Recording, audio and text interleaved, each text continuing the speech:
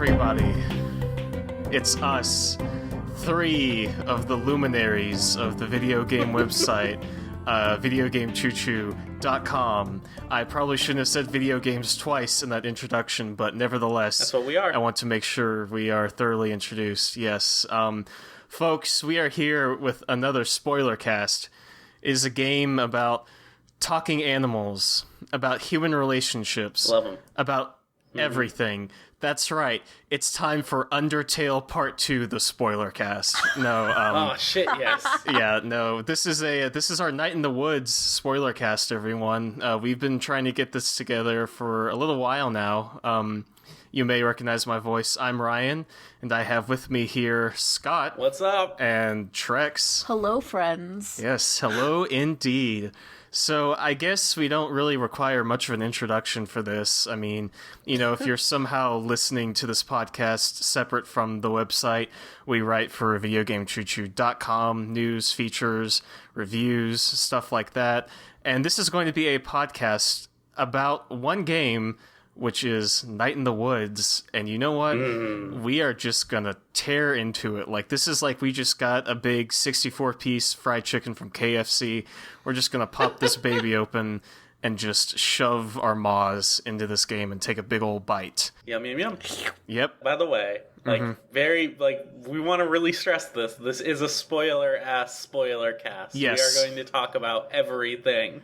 If you have interest in playing this game, you should, honestly, I feel very confident in saying this game is amazing and you should play it. How do you guys feel? Yeah, no, absolutely. Yep, 100%. Yeah. Yeah, so you should just stop listening right now if you haven't and go play that game. Yeah, just pause it, come back in like 12 hours or so, and, we'll be here.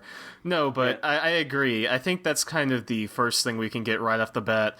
Number one, that we're going to spoil this game like leftover tortillas from 3 months ago. And second of all, this game's great. Like, I think we can just get that out in the open. We are all three very big fans of this game, I believe. Love it. Yeah. I love this game. No, I'm just here. So, why don't we go ahead and start? By just going down and talking about some pretty general things that we enjoyed about this game. Sure. So, Trex, Scott, which of you wants to go ahead and kick us off here? Scott's the one who prepared and has all the notes, so... Yeah, I do have notes. I do have, like, a long list of notes because, like, earlier today I realized we were going to be doing this thing. I felt woefully underprepared, so I took out my notepad, I opened up the wiki, I watched Errant Signal's really good spoiler video. You should watch that as well. That's a very good take on what this game is about. And sure, yeah. It's a really good reading. But there's a lot I really love about this game. It's really hard to. I'm trying to get specific. Trust me. Oh yeah, it's just really hard to like pin one thing down. Let's see real quick. Like, what was the first moment you think really grabbed you, Ryan? For me, I was into it pretty immediately. I felt like I liked the atmosphere and the style of it, but the first moment where I was kind of like, oh, there's definitely more to this game than it kind of lets on, is the part where they find the arm outside the diner. Yeah. And you just get, like, this mini-game where you poke at the arm with a stick and just kind of move it around the screen for a while. And, like I said, I kind of knew where this game was going. They stressed in a lot of the promotional material that it would sort of eventually turn into this quasi-paranormal sort of True Detective, Twin Peaks-ass existential thing. But that was really the moment for me where that game went from being like walking around town, saying hi to your friends, getting, trying to put the pieces of your life back together, to being kind of like, oh, this is finding a body part on the street. And then later on, her aunt comes by and there's this great bit of dialogue where, she's just like, watch yourself out there. And I was like, oof, this is where it kind of got me, I think. And, there's a lot of other kind of smaller things that preceded that. Like, I really like the scene where you first go to the, God, what is it? The Snack Donkey, the place where Greg works. Snack Falcon. Snack Falcon. I'm thinking of Food Donkey. Yeah, Food Donkey is the store. Yeah, I really love the naming convention in this game. The names are really good. Of just like putting a noun and then like an animal name, like Ham Panther, Food Donkey. But where you go to the Snack Falcon and Greg is there and he's like, "Oh my God, is that?" May Borowski? Borowski, yeah, Borowski. I'm terrible at pronouncing people's names. But, he's like, "Is that you?" And then he, like, flails his arms around, and it's like, okay, I kind of know what kind of game this is going to be, if you will. Like, that kind of set the tone for me. That and the first bit where you're going through the playground and you jump the fence and the ants waiting there for you with the cop car. Mm-hmm. Those were two kind of early moments for me where I was like, yeah, this is going to be something I'm into. It's good that you mentioned the arm, because the arm is like a really good early indicator that there's something going on. Oh yeah. But the fact that it's so early, like in the beginning 2/3 of the game, you easily forget about it, except for like maybe Aunt Molly or Aunt Mallcup, as May likes to call her, will just like mention it sometimes, like probably long after you, the player, have forgotten about it. Oh yeah, which is really good. A lot of the tension in this game comes from really subtle storytelling. Yes, there's a lot of really, really good moments you won't catch. You won't understand or really catch until maybe like your second playthrough of the game. There's one in particular where May does mention during the party in the woods. Yes. Where her being in college, like all she really saw was shapes. You don't really consider it because it's It's off-color dialogue. Like, it's a kind of thing you would expect a drunken May to say. Something really stupid. But that turns into something that's way, way bigger than you would really expect. It's kind of the way where, like you said, subtle storytelling, kind of dropping hints about the character's past without ever really explicitly saying anything. Like, a lot of the tension of this game sort of comes, and y'all can correct me if you feel like I'm wrong in saying this, also comes from this constant mystery, not of the physical, what is happening in this town, but what was it that kind of took May to the edge and led to her dropping out of college, in a way. When I was talking to Trex about it earlier, like before I'd even gotten to the later parts where you do find out exactly what happened, I just kind of considered, like, that wasn't really that much of a mystery. I know so many people who just plain drop out of college because they can't, like, it's a lot of pressure. It's a lot of pressure, especially when you don't have any friends and you're alone in this place you don't know. So I kind of, for the longest time before they actually made the reveal, just took it out of context. Like, May was struggling. She was not having a great time, which turned out to be true, but for really more specific reasons. I think they kind of use that to their advantage to keep the player kind of going, to figure out, well, why did she? Oh, yeah. Totally, yeah. Like, it was kind of like, oh, yeah, I know that she totally just felt overwhelmed, but, like, part of me was like, oh, she probably killed somebody, and that's why she left. I just wanted to be certain, Sure, yeah. Yeah, I kind of went down that road. Like, I assumed that it had something to do, based on kind of the reading I had of this game and where I assumed it was going down the line. I assumed that it had something to do with how in a lot of the promotional materials they were like, oh, she's developed like paranormal powers or something, and I'm like, is this going to be a scanner situation? Like, did May make someone's head explode? like I didn't know. I had no idea. And in retrospect, for me, I think it's a much better decision that it is that kind of subtle, very human reason where, you're just struggling, and that's what this game is about to an extent, struggling. Oh, totally, yeah. Maintaining these relationships and such. But I think to kind of quote from a piece of work that I think is similar to this game in a lot of ways, it's like a Twin Peaks situation.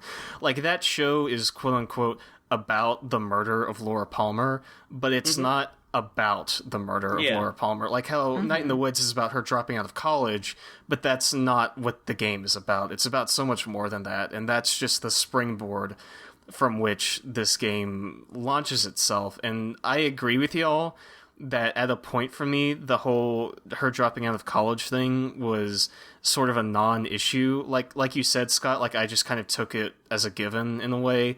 You know, this is kind of just a machine by which to move the plot along. But I also agree with Trex that I did like seeing that get resolved in a way. Like I did. Oh, totally, yeah. I did like seeing them bring that full circle and actually discuss it by the end of the game. It's really cool to me that you guys latched onto that as the mystery, because the thing I kept getting caught on over and over again was Casey. Yeah. You talk about Twin Peaks, and that's like very specific Twin Peaks reference. Mm-hmm. And they do that in such a really, really good way. Mm-hmm. Because, like, they show the 3 icons of all your friends. They mention Casey in passing. Like, you guys already know he's gone, like, stuff happened, whatever. And you click on that 4th icon and you just see his away message, and that's such a powerful little thing. Yeah. And that left so much mystery to me. Oh, yeah. And what eventually happened during the course of the story was I found myself at a lot of instances where I could ask questions about Casey, where otherwise I wouldn't really be able to find anything out. And that's really cool, because if you don't ask about Casey at all, you could wind up never finding out what happened to them. They kind of do what I thought was kind of a really blunt reveal of that by the end, where, you know, this is like deep spoiler territory, but this is like a spoiler cast. Totally, yeah. This is where we're going. No boundaries. Absolutely. You know, you get to the end and there's the stuff with the cult and all that, and it's kind of almost explicitly said that Casey was, you know, killed by these people. Oh, totally, yeah. And for me, that was pretty much closure on that. It's kind of what I had expected from the get-go, but, in a way, I do agree with you that I wanted to know more, like, about that, like, the threads of that while I was playing the game, and I don't really remember any particular instances where I, you know, asked questions about Casey, but... Oh, I remember a ton. Yeah, nonetheless, I think it's, I don't know, there's a lot of mysteries in this game, mysteries that may not actually be mysteries, or what we consider to be, like, traditional mysteries, just questions and plot threads and things that you hope that will be resolved, and some of them are, some of them aren't. And I think that's a big thing about this game, that sense of closure that, you know, sometimes in life there is no closure. Like, sometimes you go to a party and you hit it off with a person, but then you forget to get their phone number. Like, that's it. Yeah. Like that's the end. And I think that's something that this game does very well. That's really cool, because, like, that's a really human thing. Like, oh, yeah. In any other story, like, that person you would run into them again, and you would get their phone. You would probably forget to get that phone number that time again, and then you'd run into a third time, and it would be some meet cute, and it would be like, everyone lives happy ever after. No, it's just you run into this person at a party, you forget to get their number, and that's it. That happens so much in real life. Yeah. And it's just... It's great. It's so good. It's such a really good moment. Yeah. Man, there's so many really good, like, small moments like that, especially one in that scene that really, really hit me hard. I should mention, all of us managed to go through the game coincidentally doing B's storyline, so none of us know anything about Greg's except, like, the first one, like the first thing you do with him. So we all got the same story beats in that regard. But that whole scene at the end where you sit with B on the bench and next, like, looking over the water, and she talks about how you're, like, you're best friends by proximity. Like, you're the best closest friend, and that was one of the saddest moments in the game for me. Yeah, it was like, it hit me so hard, and I loved it. Because I personally know that feeling so many times. I know what it's like to have someone you're really close with, but that only out of convenience and not out of, like, just because you feel like this person is going to be your friend forever. Sure. And them accepting that and coming to terms with that, and still managing to stay friends as close as they have through the end of the game, was really reflective of the themes of May's larger story, where she cannot, during the course of the game, let go of the past. Yeah. She can't let go of the past, and is going over and over again, doing all these different things, bringing up all these old memories and conversations with people in order to, like, rehash that in order to bring it back. But that's not how life works. Yeah, and, I'm glad that you brought up that idea of reliving things and holding on to the past, because I really like the way that game that game as if it's any other game. This game sort of magnifies that theme by the end with know this cult, and they're like, oh, we have to keep things the way they were, and it's like no, and then everyone dies, or maybe not. Yeah, they wind up throwing, like, who they consider the dregs of society into the mines, like a hole in the mine, which is supposed to lead to some elder god who they are feeding over and over again in order to keep the town prosperous, in order to, like, try to make it as good as it once was, in order to bring back the glory days. Yeah. And that reflects May's progression as a character, and it's so good. And then May has the conversation with the fucking eldritch god, and she's like, when I leave, I want it to hurt, because then I'll know I grew as a person. And it's like, yes, May, you did it! You became a real person! Yes. You got over all of your problems. Yeah. No, I love the way that game wraps up. It's really fantastic. It's so good. Yeah. Trex, anything you want to talk about at the moment? Yeah, bringing it back to, like, May forgetting to get, like, the girl's number at the party and her conversation with B, I think one of the things that really, really, really drives the game and just makes it so, so beyond enjoyable is the ability to highlight these lesser talked about things in life. Oh, yeah. Like, for real. When May went on that, like, spiel about the shapes and stuff and, like, just being, like, dissociative and stuff toward the end, that really, really, really hit me. Like, I was so emotional by that, and I was so emotional when she was talking to B after the party, and just, like, it's these things that don't get a lot of attention. You don't hear it in media. You don't hear it in video games or shows or... Yeah. Like, you can read a book about it, but people don't talk about it. It's things people really don't talk about it. And to make a game that's about it, but not necessarily about it, really, really touches me, Yeah, absolutely. Because, like, finally we get that, like, validation that this is real and this is okay. Yeah, absolutely. This is a really... great game, in my opinion, for just representation in general. There's a lot going on in this game, in terms of... There's like no way we're going to be able to cover everything in whatever short time we plan on doing this for. But, like, I really appreciated, like, just Greg and Angus's relationship, them just kind of being there. There's a really great line in the cemetery scene. I don't know if either of y'all got to this. Scott, I know you said you didn't. I didn't know. In the sequence where... You can choose who to go hunt Ghost with, and you can choose from Greg, Angus, and B. I did B, and then I did Angus, and the Angus one is where you get chased by the guy through, like, the park. I don't know if either of y'all did that one either. Yeah, I did that one. I did that one, yeah. I think I did the same thing, B and Angus. I actually did Greg and Angus because I wanted to spend more time with my boy Greg. Yeah. And that was actually, we'll talk about the Greg scene in a second, because it's legitimately really good. But there's a scene where they're walking through the cemetery, and they come across these three teens, which on the wiki are called the Three Weird Twins, spelt with a bunch of Y's for the vowels. I think it's supposed to be tweens. Tweens. Maybe? Yeah. I don't know. Probably. But, and they're asking you all these really, in some cases, very, like, asinine questions, and they flip-flop between these, like, really, like, surface-level stuff and these really, deep philosophical questions. But one of the things I ask is, like, oh, what's your ideal date or whatever?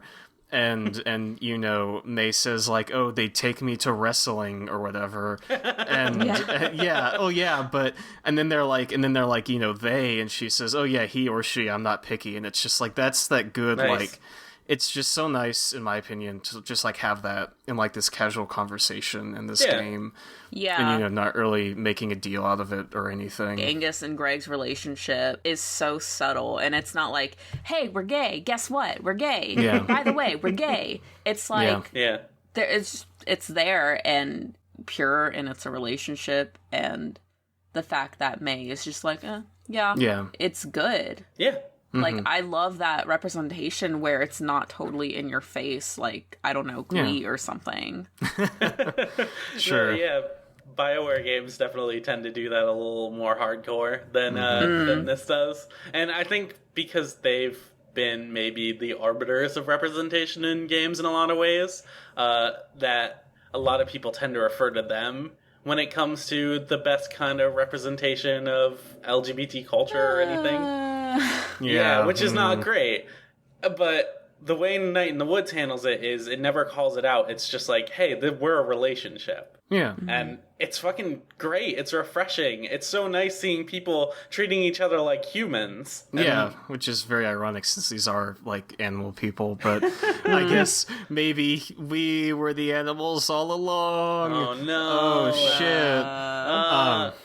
Yeah, but I was gonna say, like, another thing on Greg and Angus's relationship, I appreciate how the comedy of, their situation comes more from, like, this odd couple sort of thing. Mm-hmm. And, there's a very touching moment later on where Greg talks about, Angus being his corner, where it's like, oh, when you're at a party and you just want to, like, hide in a corner and that kind of thing. Well, but at the same time, there's that great part where this is one of the Greg days that I did do, where you go to the food donkey and you steal like the animatronic. That's a good part. Like the animatronic mascot, and like put it together because Greg thinks that Angus will like think it's like super cool, and it's like, this is such, like, on the surface level, this is such like a dumb thing to like have this like Chuck E. Cheese animatronic just like electrocuting the shit out of May, but at the same time it's just like, Greg caring in his own Greggy way about his boyfriend, and I don't know. I just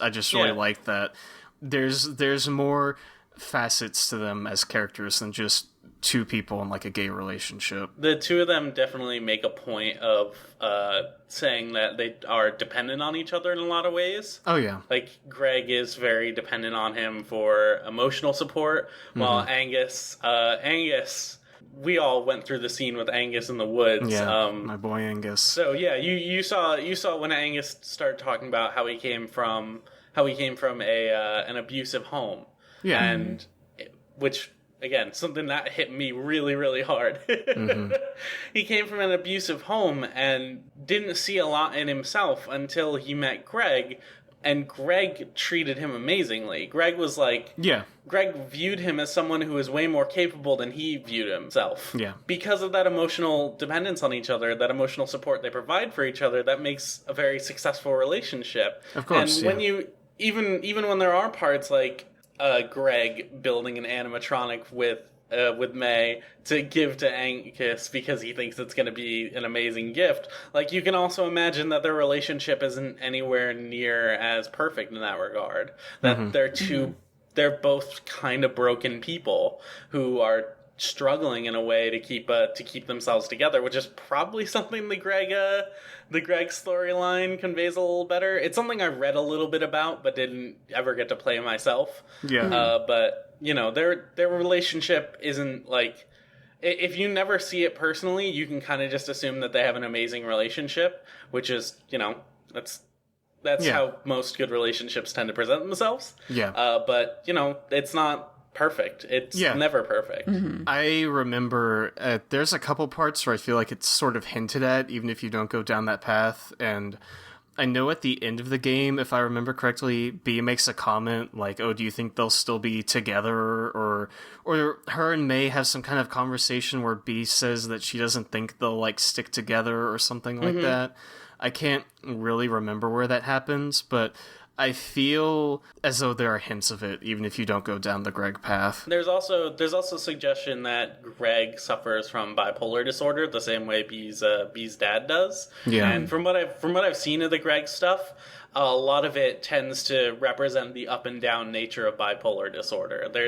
There's moments where you and him are knife fighting in the woods and shooting crossbows, and then you start having a heart-to-heart about your relationship. Yeah. It's interesting stuff the way that's presented. Yeah, the three things I did with Greg explicitly were the things with the animatronic, a scene where you go out behind the Snack Falcon and he throws fluorescent light bulbs at you and you hit them with a baseball bat. Oh yeah, that's really good. That's a good part. That's a good part, but I sucked at it. You can do it several times. Like I sucked at it my first time, and then I did it a couple more times and got really good at it. I managed to see when he started throwing bottles at you. I was pretty bad at that and at the band stuff. Oh yeah, like the rhythm games. I mean, I think it would probably be a little bit easier if you had like a controller or something, but on PC trying to like keep all my fingers on like the 4 number buttons was a nightmare. Yeah. And then the other thing I did was when you go out with him and there's the car stuck in the tree and you beat it with a baseball bat. Yeah.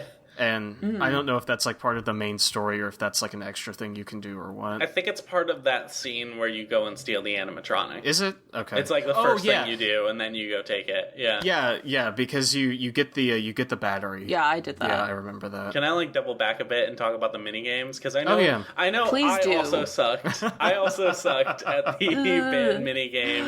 I always looked forward to when you would play with the band because, like, I'm somebody who grew up playing rhythm games like DDR and Stepmania and stuff, and I wasn't playing with a controller because I felt no need to when I would it's just like a side scroller, so I just didn't.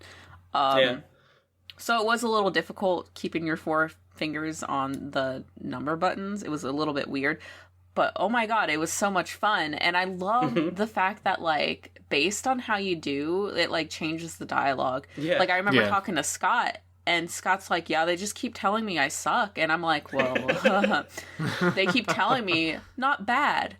And, like, I was like, I didn't know that it really changed. And then I got to, like, the 3rd one, and I sucked so bad. And then they told me that I sucked. And, like, it doesn't affect the story at all, but it's just, like, a fun little quirky thing that I really enjoyed. How many of the rhythm games are there? There's like 3 or 4, right? There's 3. Yeah, I remember I bombed the 1st and the 3rd one, and I did like pretty good on the 2nd one.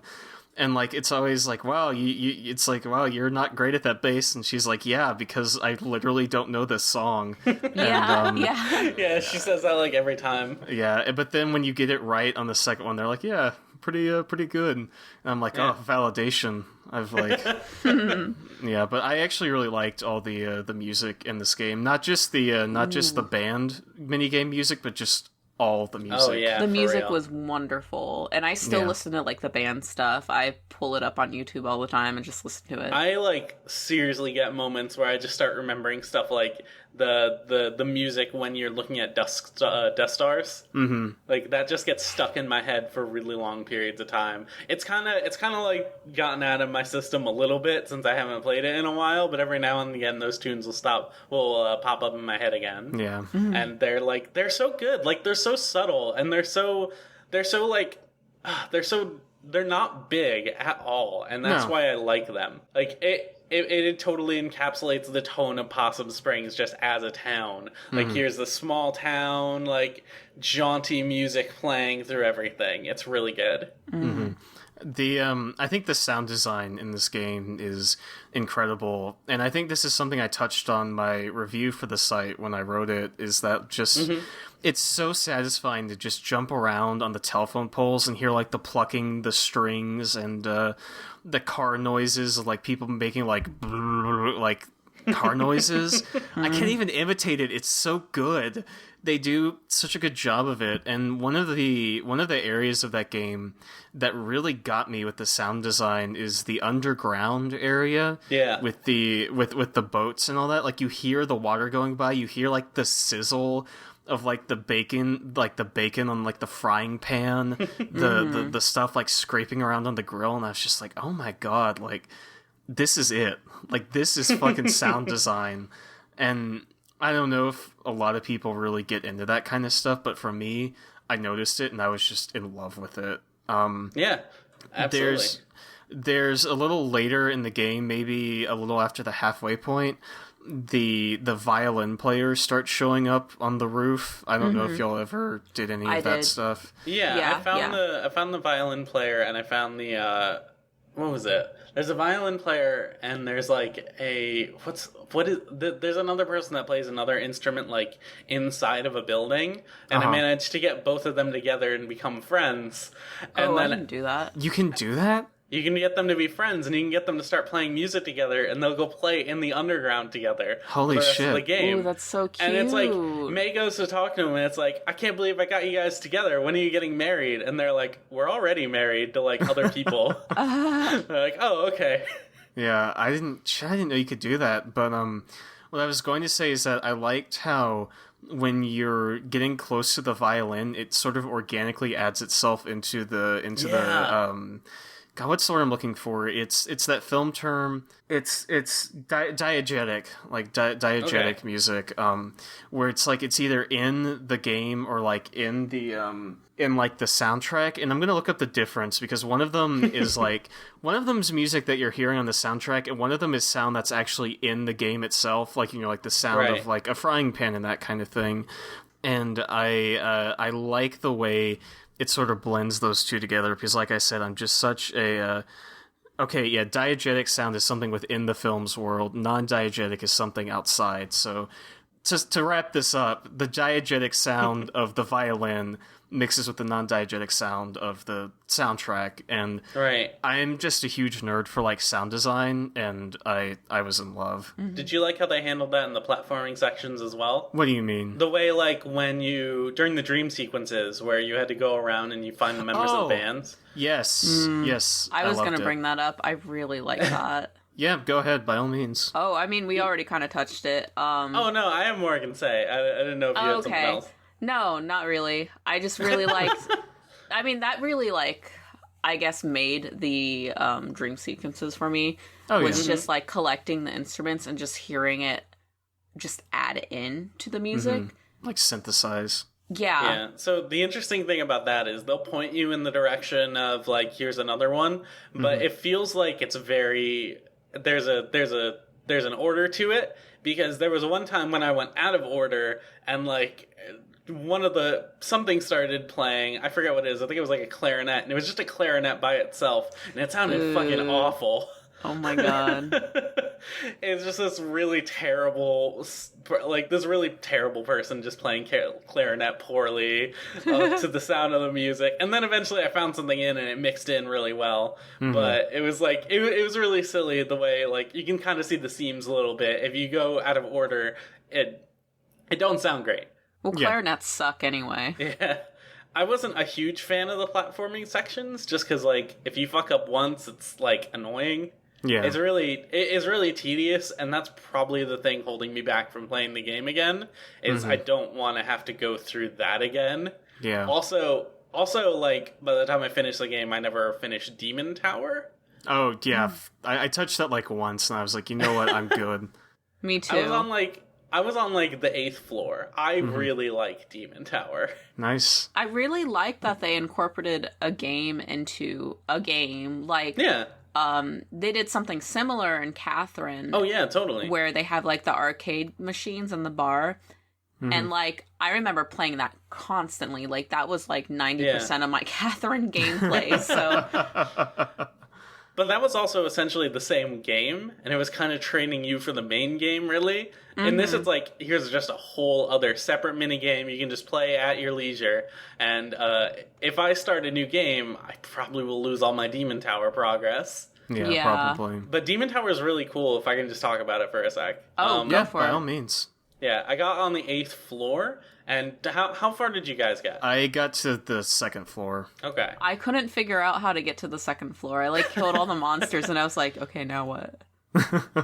Okay, so what Demon Tower does is every time you go to another floor, you lose a heart, and your character gets a little less. They can swing their sword a little less. Like, you can do like 2 swings, and then your stamina runs out, and you have to recuperate for a little bit. The further you get in, your stamina, like the penalty for that is like way harsher. And you keep losing more hearts every single time, which is, a pretty not so subtle, way to refer to aging in terms of gameplay mechanics. But it does another thing. Every time you go to another floor, you also get an extra like boost, like an extra dash, and you get one every single time. And I feel like Demon Tower really reinforces the larger themes of the game, except it doesn't do it with any narrative. It does it strictly through gameplay. Yeah. It teaches you to like the way May similarly thinks about like the time she was there as a kid, like older periods, and how much she wished those would come back. You kind of yourself wish, man, I wish I had those hearts back later on. When you're developing and growing, you learn new things, and you find new things to hold on to. Like May like finds out how to hold on to memories of her friends and her home in like dire times, and you find new strategies to get around, and it's really interesting stuff. It's like it's a really, really cool exploration into like Ludo narrative, where here's all these themes that we have about this game, and we tried to apply them with no dialogue, in a very dialogue-heavy game. It can be a little jarring switching between the two types of games, and like I had really long sessions of Demon Tower, and then I'm like, okay, I need to put this down for a bit and come back, and I just couldn't because I didn't have the rhythm in me anymore to play Demon Tower. Like, I just didn't have those like 8 previous floors of experience to keep going. It was just like gone by the time I picked that back up. But it's like, it's a really, really cool thing. I think if you're gonna play that game, you should try to play as far into Demon Tower as you can, and like just like do the best you can. Yeah. It's neat. Yeah. So I had a couple things that I kind of wanted to go back to, if that was okay with y'all. Yeah, go totally. All right. So first, we mentioned the dream sequences. It took me a while to warm up to the dream sequences, to be completely honest. The first time I was really into it, where you're running around with the baseball bat and smashing the neon sign.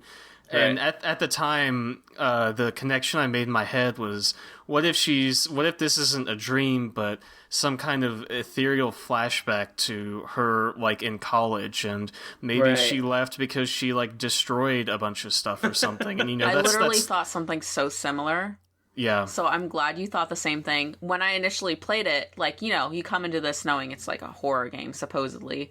And you play the first dream sequence and you see her smashing all the stuff. And I was like, what if this isn't even a dream? What if this is real and she's like sleepwalking or something? Ooh, I like it. Turns out it's just a dream. It's fine. Yeah. But No. That's not totally unfounded, though, because she did beat that guy up while she was like seeing shapes. Yeah. Oh, yeah, that's true. That's totally something that is reflected in the larger narrative of the game. Mm-hmm. Yeah, absolutely. But, like, the physical events are different, but, the themes are pretty much conveyed through that. But, and then kind of moving on from that, the second dream sequence, the first one where you get, like, the instruments and all that kind of stuff, like, I was into it. But as they kept going, I sort of felt like they were a bit too repetitive in places. Yeah, but totally.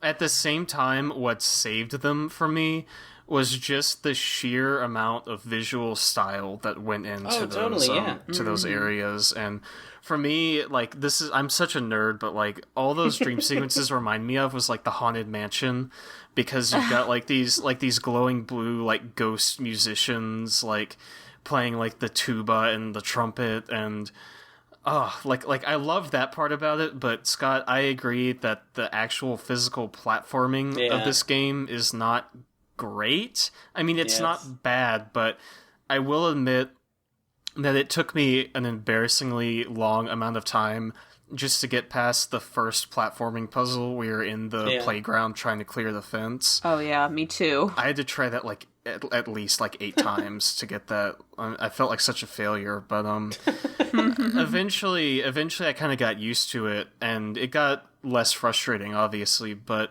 I did a lot of platforming in that game because one of the characters I talked to the most was Lori Myers. Oh, that's the mouse, right? Mm-hmm. Yeah. I love her. Yeah, she's the Trex, did you see Lori at all in the game, like up on the top of the roof? I don't remember. Yeah, she's this girl who who sits like on top of, I think, probably the highest roof in the game, like in the middle section of town. And you can eventually like strike up a bit of a relationship with her, like a friendship.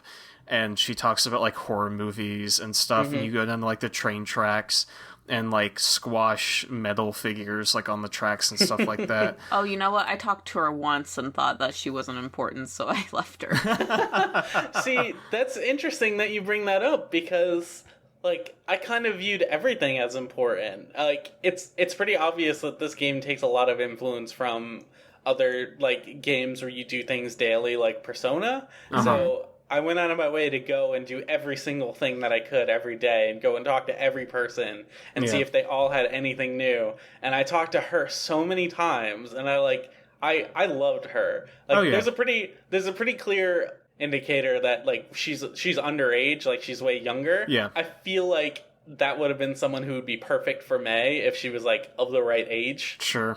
No, I was just gonna say, I really didn't think much about, like, May's like relationships while playing the game. Like, there's that part in like the party where I wanted her to be happy. Yeah, I know. Well, there's that part in like the party where you meet the girl, and I was like, man, I really want to see this go somewhere. And of course, it doesn't, which is like perfect, but also horrible. But so there's a thing about that actually. Did you manage to find those 3 teens in the graveyard section before that? You mean before the party part? No, before you went to the graveyard. No. What? I didn't. Did you, Ryan? Oh, no. The only time I think the only time I saw the teens was in the graveyard part. Yeah. Okay. Yeah. So you can find them in town. They're on the ridge past where the church is. You can go and find them, and they will give you a task to find 3 pentagrams. The first is like one that you find in game. The second is actually the pentagram she shows you in the party. Nice. And that's like, it's really fucking cool. And the final one is in the cult section. And you like, I think you get an achievement for it. But it's like, it's a really interesting like little running thing you do throughout the game, and that's really cool. It's one of the better bits of foreshadowing that I don't think a lot of people saw, because after you go to the ridge like once or twice and don't see anything there, you don't really feel compelled to go down there again. Yeah, okay, so there's a lot I want to talk about here, so I'll just pick up where I left off, and then we can move down the list. I spent a lot of time talking to Lori in the game, just because it's like, yeah, someone who likes horror films, like, yes, that's me, actually, but I spent enough time with her that I got, like, the achievement for it, and I was really happy because it's just called, like, Horror Show, and it has, like, a bleeding eye as, like, the image, and I was like, fuck yes, like, this is it. Yeah. But the thing about the ridge that you're talking about out by the church is I went there a couple times to talk to Bruce, the homeless guy that lived out there for a time. But I don't remember ever seeing the teens out there, because I definitely would have remembered anything about the pentagrams. So yeah, I don't remember when exactly I saw them. You could probably find them if you're going and checking every day. Yeah, but I only saw them like. I saw them the one time they gave me the task for the pentagrams, and then I just, like, didn't really see them much after that. Yeah. I completely forgot about the church area for about half the game, so... I loved the church area. I loved just going up there and talking to your mom. Did you guys actually get the scene with your mom? Yes, where you go, to that, like, what is it, a water tower? No, not the water tower, but it's like a... Yeah, there's like a field and there's like a tower out there. Yeah, I got that. There's a really fucking brilliant bit of foreshadowing there where May just falls into the ground. Yeah, and her mom's like, "You don't worry, you might get sucked up by a hole," and it's like, oh man, like seeing that later in the game was so crazy. Oh man, everyone feels fucking in on it. Yeah. Man. And there are a couple characters. I don't know if there's anything else you want to talk about, because I'm sure there is, but like I want to go. There's a lot. Yeah, I do have one more thing I want to talk about before we get into what you're talking about, and we're good on time. We're good on time. We still have have plenty of time. Yeah, we've got like 45 minutes to knock out. We're like halfway through. I was going to say, y'all are talking about going through and talking to all the characters every day and all that, and I wanted to. but I think part of this may come from me and my experience playing Persona 4. I was constantly paranoid that doing something with somebody would immediately end my day, and I wouldn't be able to do anything afterwards. Like, with Lori, it was fine, because you do this stuff with Lori and you still have the rest of your day ahead of you, but I kept wanting to hang out with Germ, but every time I went to talk to him, he'd be like, "You want to hang out?"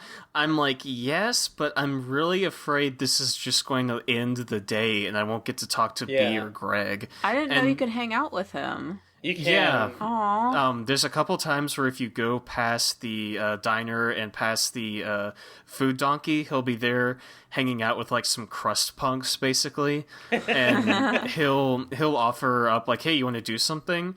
And I never did, but I kind of wish I had. So if I play the game again, that's definitely something I'm going to try. And for all I know, maybe the only thing that advances the plot is hanging out with B or Greg. Yeah, that would make sense. But that's something I figured out like pretty early in the game when I started hanging out with other people just to see what would happen. And it's like, oh, the only people that advance it are when you hang out with the main crew. So that's if good. anyone in the game asks you, "Hey, do you want to hang out?" just do it. Yeah, it's really it like you have nothing to lose and you get so many great story moments out of it. Yeah, I should do that when I play it again. Yeah. So speaking of Germ, I actually have a pretty interesting little tidbit about Germ. So there's a piece of cut content if you want to hear about it. Yeah, totally. So I watched a scene that was supposed to be his final cutscene in the game, like his final like social link cutscene, for lack of a better term. It got cut. It's pretty clear why. Like some of the assets in it just didn't load in, so it's like they realized this thing isn't going to work. But basically, what happens is Germ invites you over to his house while all of his like younger sisters are gone and hanging out at church, and you just meet his parents. It's an incredible way to capture the awkward feeling of meeting someone's family of a person you don't super know very well. They capture that amazingly, but the reason why you can kind of tell it was cut is because you have a conversation with his grandmother, and his grandmother pretty directly mentions a hole in the center of everything, seeing shapes, and then May specifically hitting someone with a baseball bat. And it's like, that's like really, really direct references to stuff that happens later in the game. Yeah. And you can see how it wouldn't have jived with the way they were telling the story otherwise. People who are playing it are probably just going to be like, that doesn't seem super good. Yeah, that seems like a little too on the nose. It was super on the nose, but like it was also kind of funny because the grandma also wasn't finished, so she was just a head sitting in a chair. That's pretty good. But yeah, it's a really good scene that ends with them like jumping on a trampoline together, which doesn't exist also.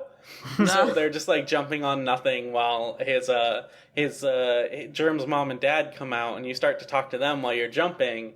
And his dad pretty also kind of directly mentions the abuse that May suffered as a result of her dad's alcoholism.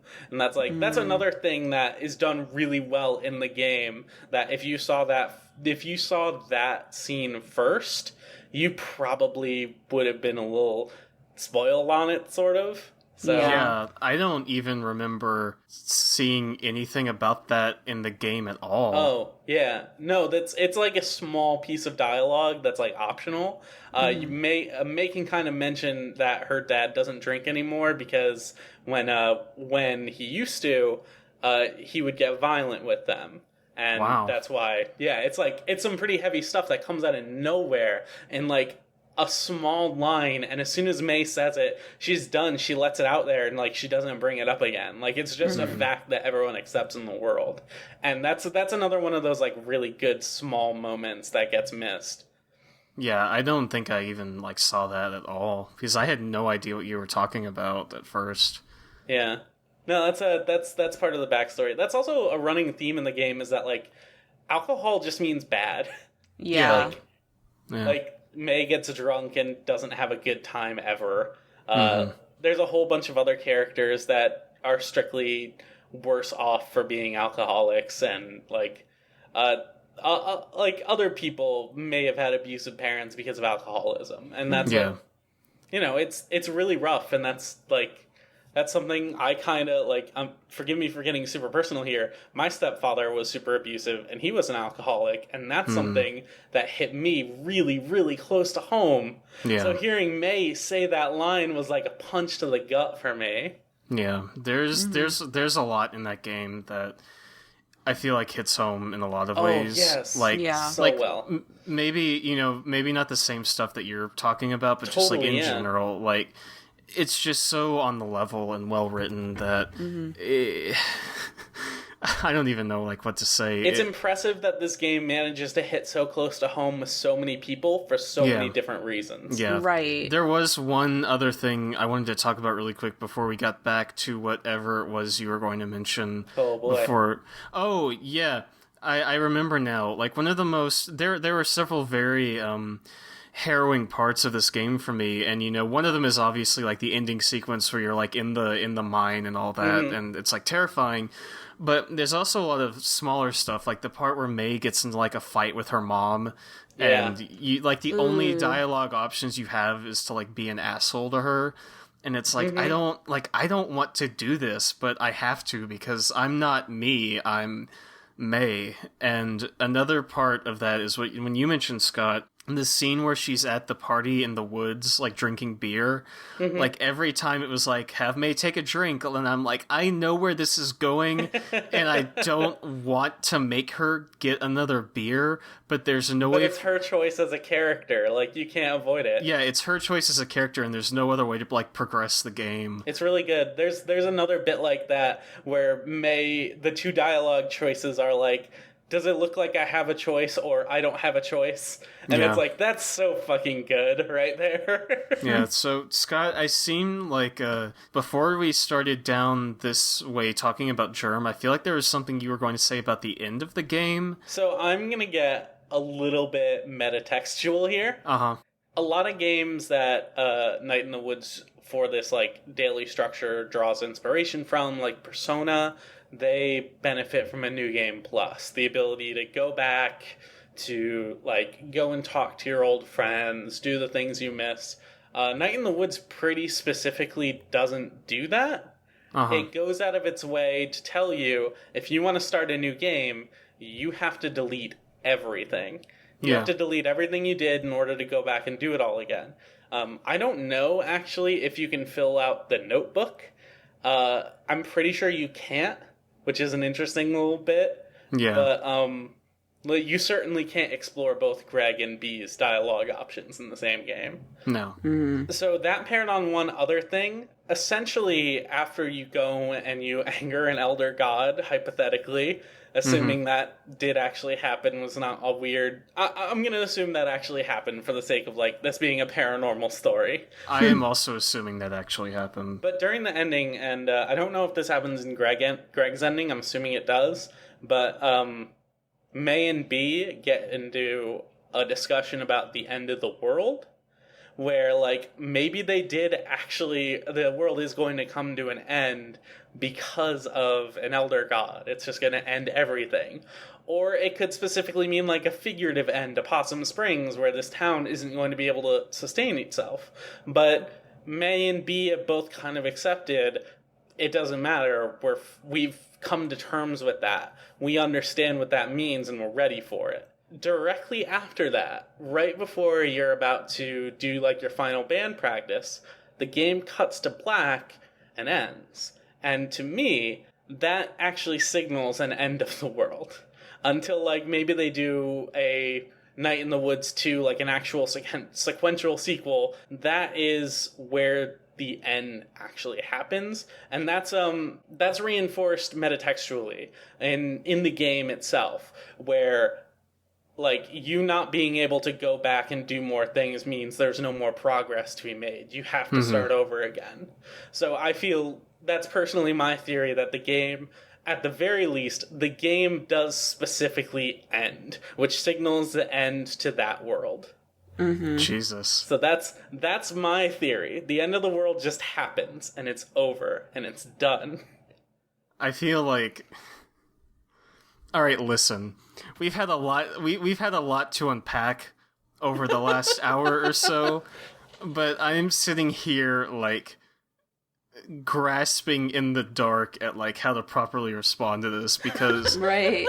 I love this theory, but it's just so much to drop on me at one time. Like, my God, I didn't even like consider this at all. But now that you've mentioned it, that's a very good reading of the end of this game, I feel. But even then, like, the game does end. It doesn't change your memories of it, which is the same way, like, May deals with everything else. Like, her life goes on, and she still has the memories of her past. She still has, like, the time she spent recently with her friends. And, you know, it just goes on after that. She's come to terms with that after telling an Elder God, like, I'm gonna get hurt. Fuck you. I really hate to make this comparison, but it kind of reminds me of the end of Undertale. Yeah. It actually reminds me of the opposite of the end of Undertale. Oh, really? Where, like, Really? Undertale goes out of its way to tell you, like, it goes out of its way to tell you, you can do it again if you want, but I'm not going to like it. Night in the Woods just straight up says, you cannot keep going here. You have to go back if you want to do this again. Yeah. Undertale is very strictly, like, specifically metatextual in the sense where it's like, if you keep going, like, playing again is part of continuing your story in Undertale.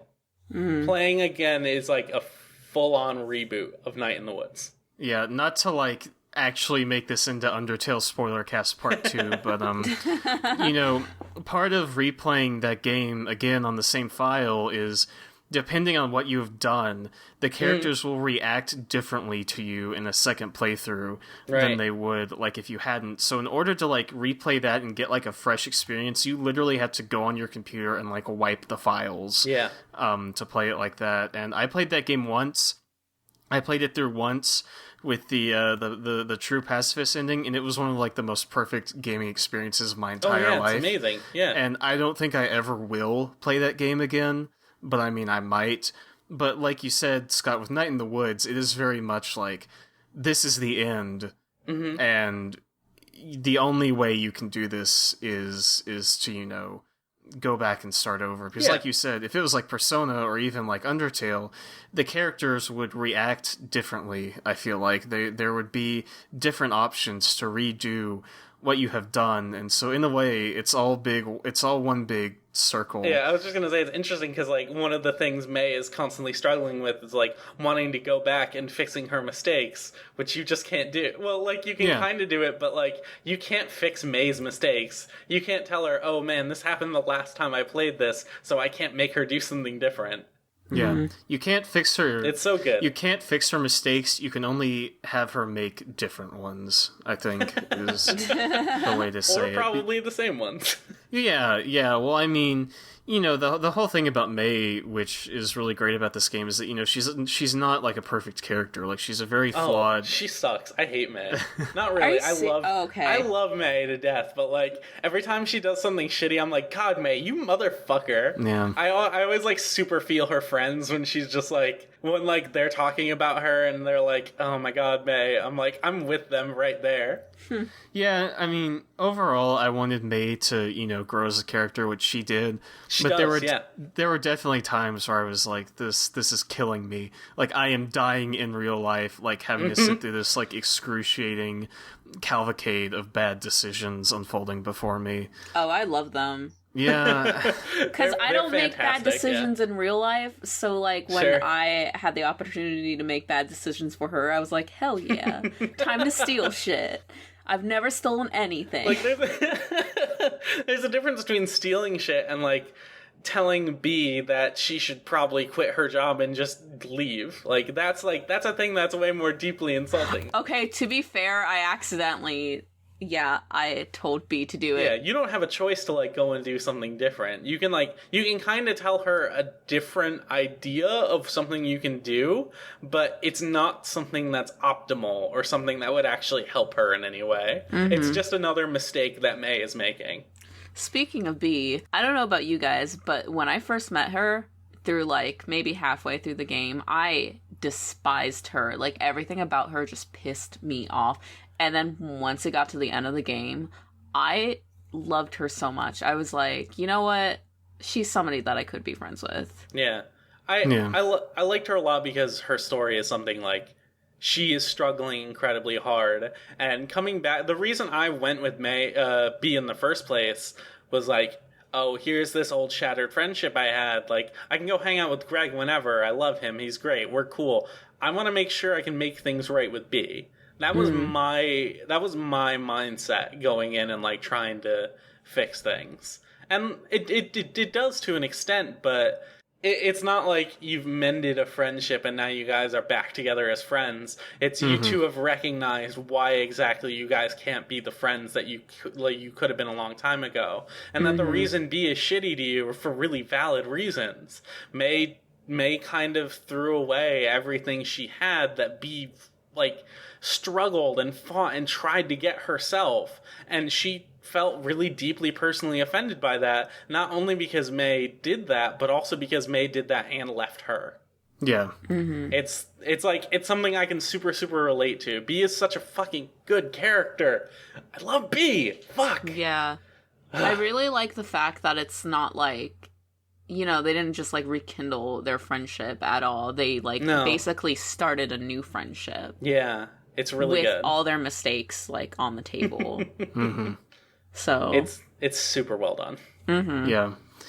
One thing I really appreciated about B's storyline, and this is more from like a purely gameplay perspective, is when you kind of look at the two options you have in that game, I feel like some people will look at B and look at Greg and think like, oh, Greg is going to be more fun, so I should hang out with him more often.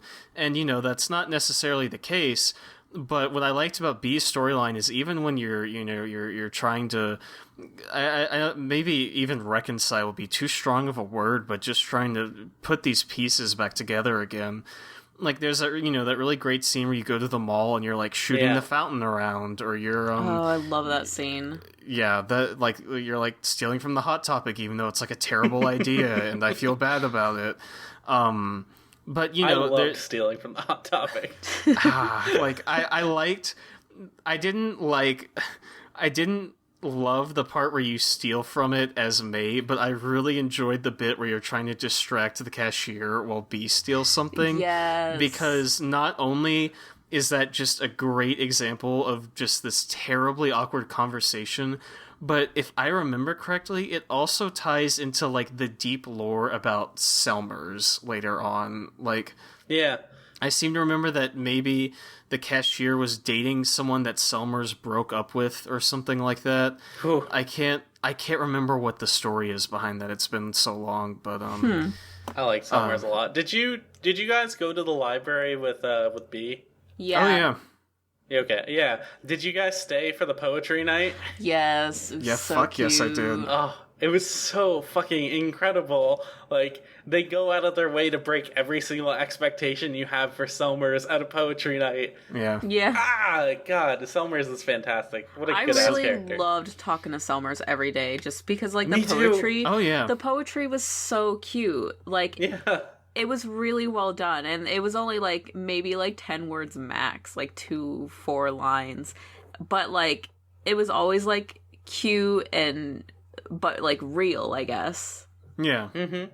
I don't know, Yeah. It was very creative. I don't think there's a single character in this game I didn't like talking to. Yeah, I agree. I wouldn't say there's a character I didn't like talking to. It's just characters I like talking to more than others, I suppose. Yeah. Mm-hmm.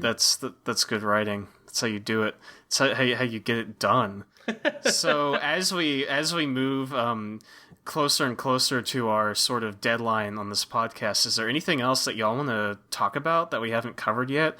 I mean, there's still so much. We haven't talked about Mr. Chazakov with the Dawn Stars. Yeah, Dust Stars, I think it's called. Dust Stars, yes, thank you. We've barely even dipped into, like, the supernatural cult stuff at the end. I mean, we've mentioned it. I have some cult stuff if you want to talk about it. I'm good with whatever y'all want to do. Trex, if there's anything you have, Scott, I mean, either of y'all, I guess, do like rock, paper, scissors, see what y'all want to talk about. Do you have anything you want to talk about, Trex? Because, like, I have stuff. I mean, we could talk about the cult stuff. I just wanted to put out there that when you get to the cult stuff, I feel like there's so much storyline before that that's like, you know, kind of like a side story. Like you build up your relationships with people that once you get to the cult stuff, it's almost like you just don't care as much. It's not that totally, it's not good. Like I loved it all, but it's just like you realize that it's almost like the cult stuff is the side story and your relationship building is the main story. Yeah, no, like you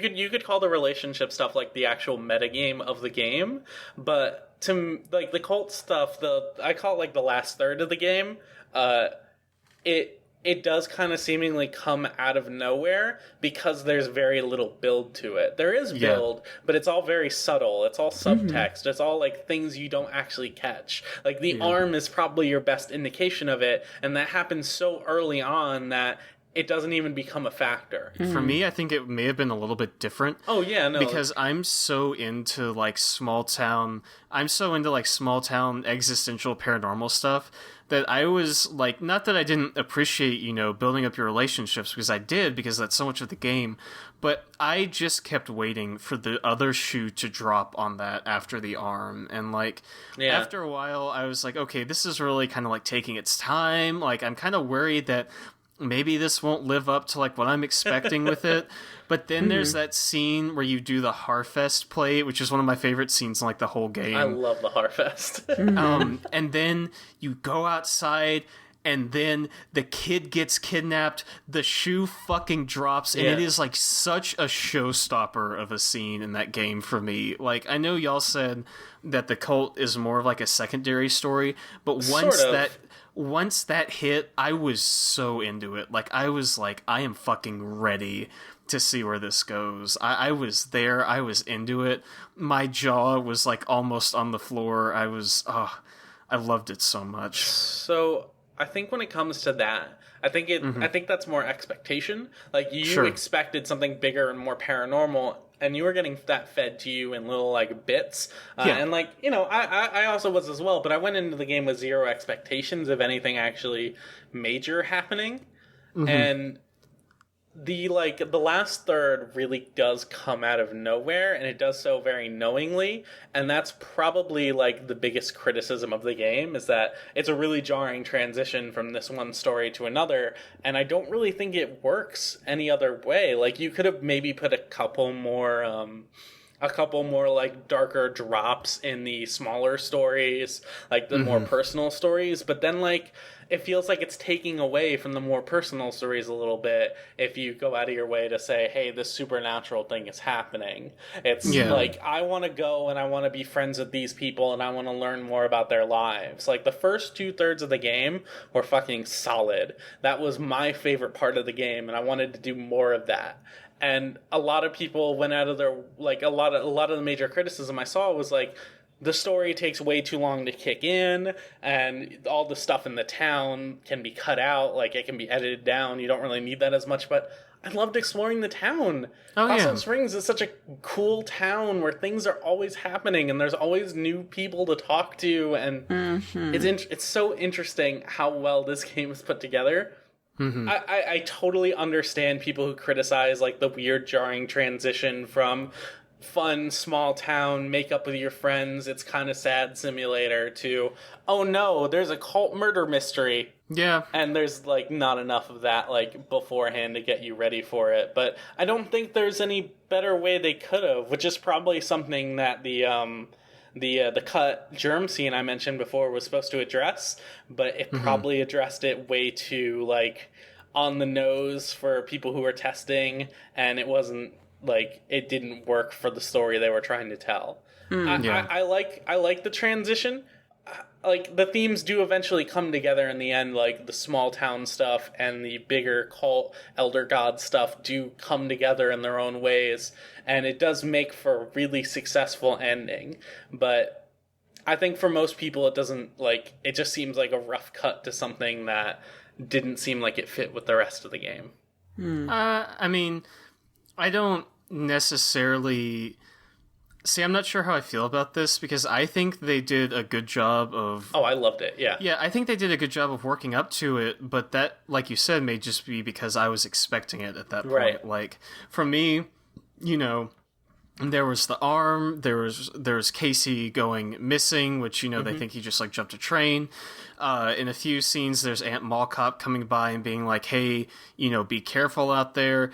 And in some places, there's just a general sense of like slight unease that can be chalked up just to like the small town kind of atmosphere.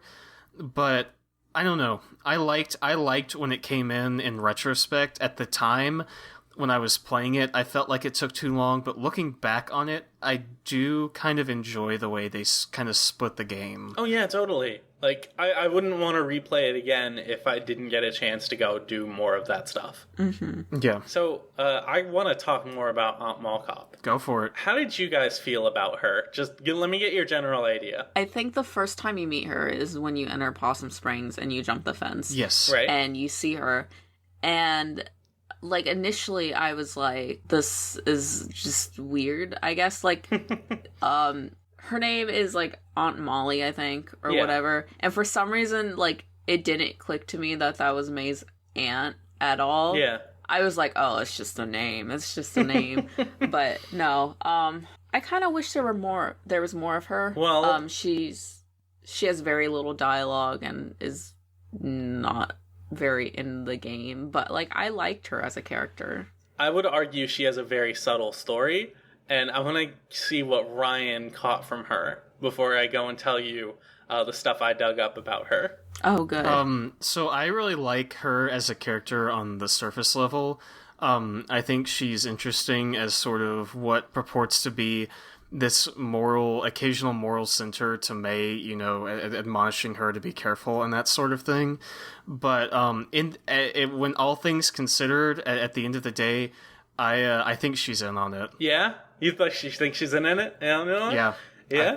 I think she's in on it, or at least aware of it. So here, my final, actual evidence for her being in on it was during the epilogue scene where you walk around and she is not there. Oh. The implication being that she died in the cave-in, but there's a lot more to it than that.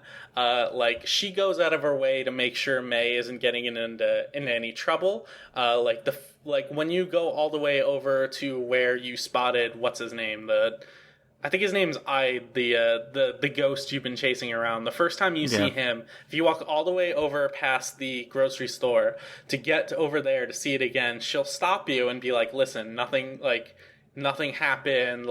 We've been searching all over the place. We've searched the forest up and down. Everything, nothing happened." And I myself refuse to believe that this was a ghost story, as much as May wanted it to be, because it's that seems a little too obvious. So I had serious doubts about her. And then, it was kind of reinforced when one of the people in the final encounter goes, "We know who all of you are." And there was another point before that when they witnessed the guy being executed, where someone just straight up shouts May's full name. And, they know this person extremely well. They are tuned into May to a way they don't seem tuned into anyone in particular otherwise. That makes so much sense. And when they're chasing her and she gets shot, and they're like, "Oh shit, we didn't mean to shoot May. Don't shoot May ever again. Oh my god, you did a horrible, horrible thing." Right. So there's another detail you might have missed. I probably did. In the library scene, when you're looking around the newspapers, there's a small tidbit that suggests that the cult was formed after a group of miners banded together long ago to tear out their boss's teeth. Yes, I remember that, yeah. And when you go and check the safe in May's household, there's an anonymous tooth, hinting that May's grandfather was one of the original cultists. No, yeah, I did make that connection. I never managed to get into the vault in the house. How do you do that? The combination is in the bookshelf. You just need to look around a little bit. Yeah. Interesting. Okay. Yeah. So this leads to a couple different conclusions for me. I think it's pretty obvious that her grandfather was in the cult. Yeah. But another big part of this is that once one of the miners was supposed to die, they're supposed to bequeath the tooth they took from the boss and pass it down to the next generation. And namely, that could be one of two different people, or like that could lead to a couple different scenarios for me where her grandfather left it in the safe to be passed down to May as the next generation for him, for her to eventually find, or he locked it up in the safe because he was trying to like maybe distance her from the cult. But what I think, here's another like big stretch. I think he actually bequeathed it to Molly, who would eventually go and store the tooth in the safe herself as a way to leave it to May, who is like kind of this, seems a little bit like this chosen symbol for the cult in a way. Because they're like, she has a very direct connection to the Elder God in a way like none of them do. And I don't think they know it consciously. I feel like only the people close to her, like her grandfather and Molly, might have known. But again, that's all just like a big stretch to me. Yeah, I mean... one more thing. That's also like the reason why the Elder God forces her to see shapes and wants, except for when she's in Possum Springs, because the Elder God wants May to be close to home, so that whenever like she's ready to take up the mantle of occultist, she'll be there and ready to do it. Yeah. Like every time we mention something on this, I feel like we're diving deeper and deeper into conversations that we just don't like have the time for. God, like I definitely agree that that Aunt Mall Cop is in on it in some way. Totally. The tooth. I mean, that could go either way. I think the tooth is pretty good evidence that the grandfather was in on it. Oh yeah, no, I agree. Yeah. I agree with it being that the grandfather was in on it, but as to why it's like in their house in that vault, I think it could be like anything, like any of those reasons. Oh, totally. Any of those reasons you brought up. I feel like it was kind of an inevitability because like the combination is also left there as well. So I feel like the intention was for whoever put it there for May to find it. Yeah, and you can make the argument that since the aunt is canonically May's mom's sister, that maybe it was passed on to like her and somebody else, or maybe maybe this, maybe that. Like, there's no easy answer for a lot of the things in this game, which I think works well in its favor. But, I mean, you could spend all day pointing fingers at who you think is, like, in on it on this game, but... That was one thing I wanted to ask, like, are there any other people that you think were in on it by the end that, like, didn't really get noticed? She's for sure the only one I can think of off the top of my head. At the time, I was afraid that her dad would be in on it, but I don't think that's the case. Yeah. There was somebody else that I can't remember. I mean, the guy who's the janitor is like the forest god or whatever, for sure. Yeah, I thought the janitor was in on it as well, and then I saw him in the epilogue, and I'm like, oh no, you're good. You were good this whole time. Yeah, I kind of figured he was good as soon as I saw the statue in the churchyard, which is basically like a statue of him. I never made that connection. Yeah, there's a statue somewhere, and I guess it's the one in the churchyard, if I'm remembering correctly. Right. That looks exactly like him, like a bird with like a beard or whatever. Wow. Yeah. That makes a lot of sense. Oh, it's in the cemetery, I think, or maybe. Yeah, because on the wiki it says a statue in the cemetery bears his silhouette except with a hat. That's probably why you saw that, because you went and did the cemetery scene. Yeah, even from the beginning, and maybe this is just my like textual familiarity with stuff like this, like Kentucky Route Zero and that sort of thing, like just his dialogue and the way he acted. And the part where she's like, is the door fixed? And he's like, not yet, but it will be, or whatever. Like, I'm like, okay, there's more to this dude than what seems to be the case. And like, the more and more he showed up in the narrative, I'm like, this guy is some kind of neutral, like, cosmic acolyte of some higher being who is not good and nor bad, only ambivalent. Yeah. I do have one question for y'all. I want to get y'all's opinion. Did you think May was going to live to the end of the game? Yeah. Yeah, kinda. Like, there was that nice little false moment where May does die, or kinda, yeah. She does get shot, and she's in the hospital for a while, and the control of the player goes to whichever character whose path they were on. Which is a really good, interesting shift, because that's just like, we're trying to convince you that May's not going to make it out of this. But I don't think it really mattered whether or not she lived or died. Like, if she died before she was able to, like, better herself as a person and learn from her mistakes, it would have been tragic. But she stuck through that, and she learned way better about herself and how to deal with people and the memories that she had without the necessity of, like, hey, now you're gonna die. Yeah. So it's I guess, like, in my head I kind of just thought, like, I don't know, when it comes to characters living and dying in games, just me generally, when it happens, I just accept it. Like, sure, this is the way you're going with this character. I don't expect a character to live or to die, because there have been too many times I've played games when someone I've really loved has just been straight up killed for no reason. So it's like, fuck it.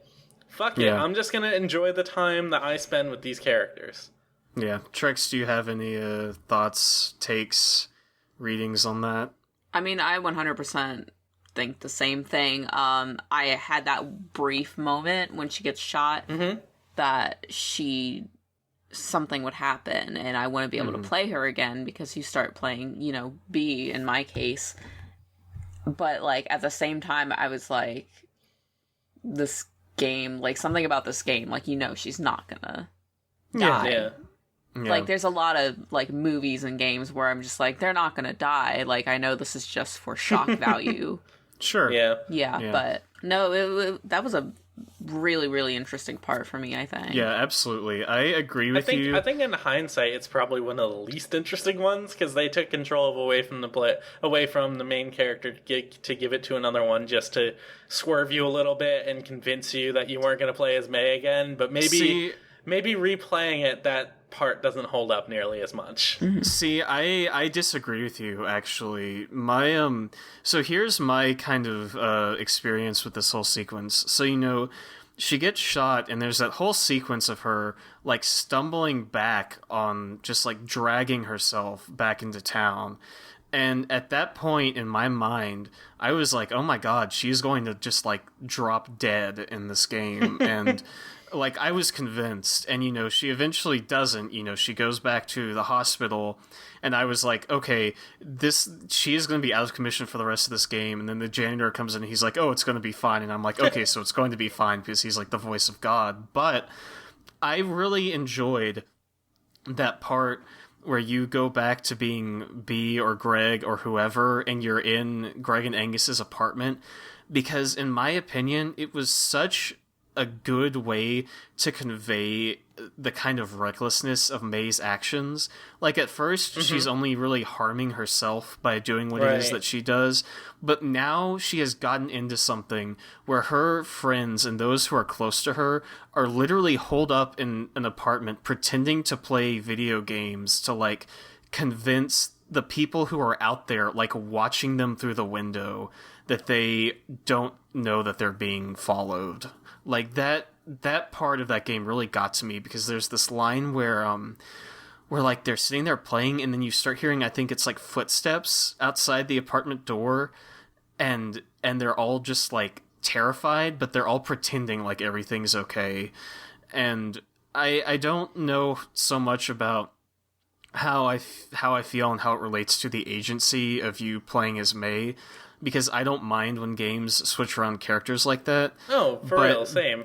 Yeah, but as a representation of this kind of grip of unease and paranoia that kind of descends on these characters, and the uncertainty that they'll ever, see May alive again, was really effective, in my opinion. And I loved that scene. I see what you mean about it maybe not holding up as well, and I get it, but I had no complaints about it. I thought it was brilliant. Yeah, it's a really good scene. It's just, like, taking agency away from May is really that means something in the terms that they set as the game, and, like, May here is not playable for a reason that you assume is death, and, like, it doesn't really mean anything when May is still alive.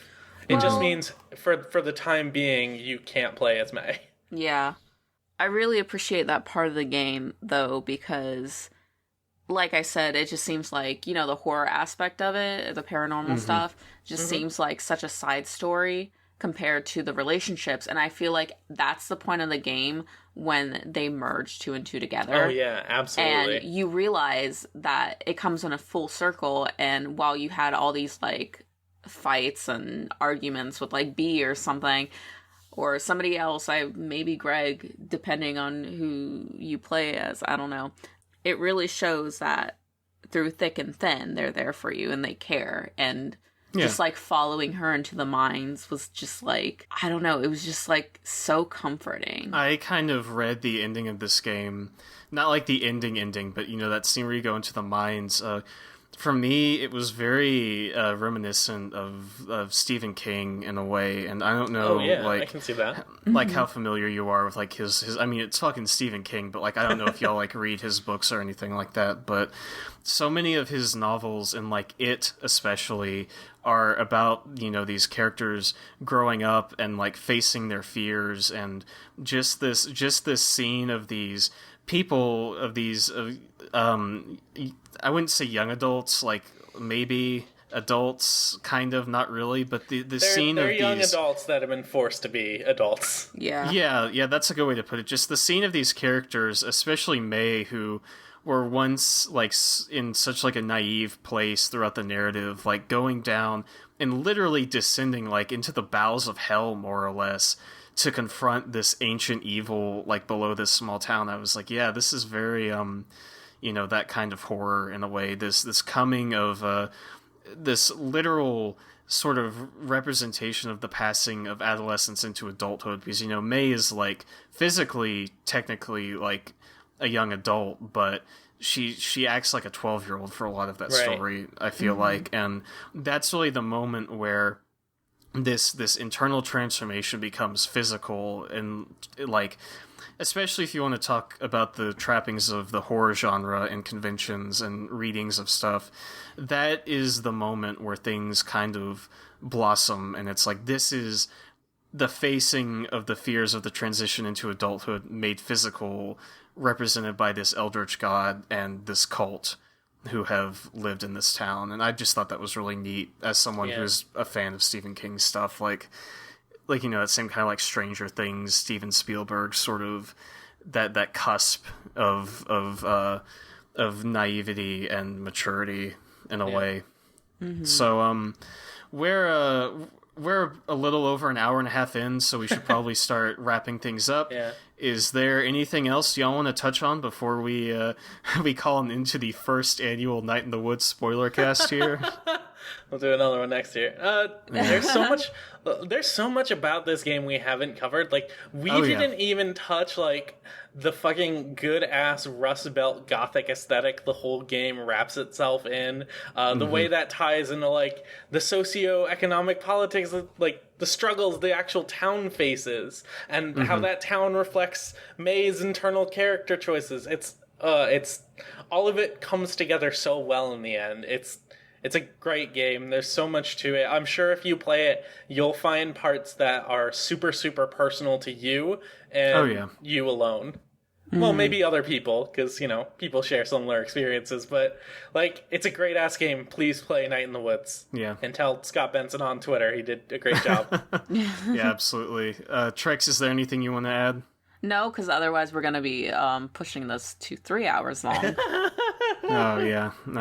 I think we'll be okay. I don't know. The last thing I want to ask, Scott, have either of you ever played a Kentucky Route Zero at all? I haven't. I've been really meaning to. I think someone actually gifted it to me, and I still haven't had a chance to play it. Fuck, you should play it, because a lot of the themes are pretty...